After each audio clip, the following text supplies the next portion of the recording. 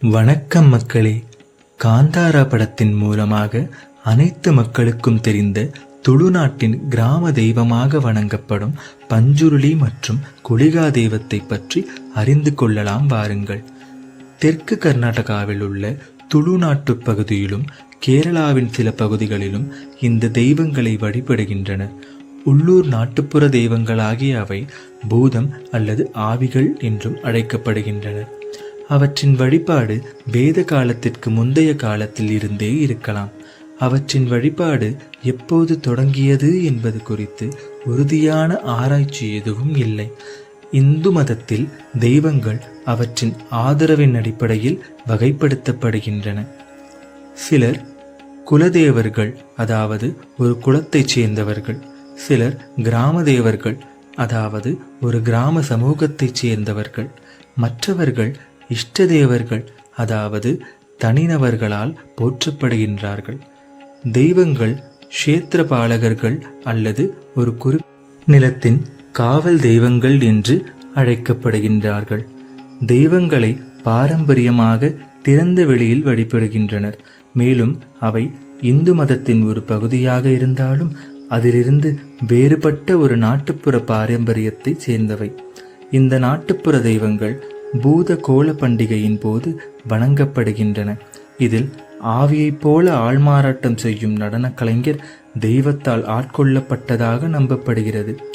பிரபலமான பூதங்கள் அல்லது தெய்வங்களின் சில பஞ்சுருளி, பாவரியா, பலியூட்டா, கல்குடா, கல்புர்த்தி, பலிச்சாமுண்டி, குளிகா மற்றும் கோடி சென்னாயா தெய்வங்கள் முதலில் திறந்த வெளியில் ஒரு மரத்தின் கீழ் வைக்கப்பட்ட ஒரு கட்டமைப்பு இல்லாத கல்லாக வணங்கப்பட்டன.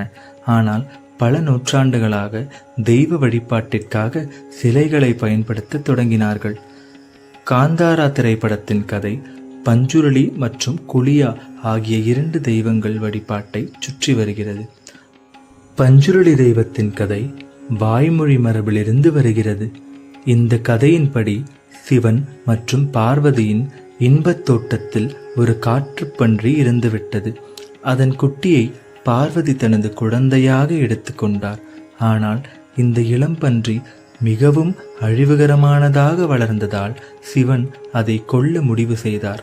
ஆனால் பார்வதி தேவி பன்றியை நேசித்ததால் அவள் சிவனை தனது செல்ல பிராணியை கொல்ல வேண்டாம் என்று சமாதானப்படுத்தினாள். எனவே சிவபெருமான் காட்டுப்பன்றியை பூமிக்கு விரட்டினார். மேலும் மக்களை பாதுகாக்கவும் அவர்களிடமிருந்து அஞ்சலி பெறவும் அது நியமிக்கப்பட்டது. எனவே இந்த பன்றி பஞ்சுருளி என்றும் அழைக்கப்படும். பூதம் அல்லது ஆவியாக மாறியது. இந்த புராணம் ஒரு உள்ளூர் வழிபாட்டு முறையை சைவ மதத்தின் இணைத்ததை பிரதிபலிக்கிறது. குளிகாவின் கதையும் இதே போன்றதுதான். அதில் சிவன், பார்வதி மற்றும் வனவாசம் ஆகியவை அடங்கும். குளிகா ஒரு கல்லிலிருந்து பிறந்தார். இந்த கல் பார்வதியால் சாம்பல் குவியலில் இருந்து கண்டெடுக்கப்பட்டது. சிவன் அதை தண்ணீரில் எறிந்தபோது அது குளிகாவை பெற்றெடுத்தது. குளிகா விஷ்ணுவுக்கு சேவை செய்ய அனுப்பப்பட்டார். ஆனால் அவரது அழிவுகரமான தன்மை காரணமாக விஷ்ணு அவரை பூமிக்கு அனுப்ப சபித்தார். புராணங்களின்படி பஞ்சுருளியும் குளிகாவும் ஒரே நிலத்திற்காக சண்டையிட்டனர். அதற்காக ஒரு போரிலும் ஈடுபட்டனர். ஆனால் இறுதியில் துர்கா தெய்வத்தின் தலையீட்டிற்கு பிறகு ஒரு சண்டையில் ஈடுபட்டனர். பின்னர் குளிகா பஞ்சுருளியின் நெருங்கிய தோழராகவும் வழிபாட்டாளராகவும் ஆனார்.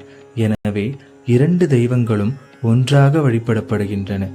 இங்கே இரண்டு உள்ளூர் வழிபாட்டு முறைகளின் ஒன்றியத்தை காண்கிறோம். இதுவே காந்தாரா படத்தில் வரக்கூடிய பஞ்சுருளி மற்றும் குளிகா தெய்வங்களின் கதையாகும். மேலும் இது போன்ற ஆன்மீக தகவல்களை கேட்டு ரசிக்க நமது அருள் நேரம் யூடியூப் சேனலை சப்ஸ்கிரைப் செய்து காத்திருங்கள். நன்றி, வணக்கம்.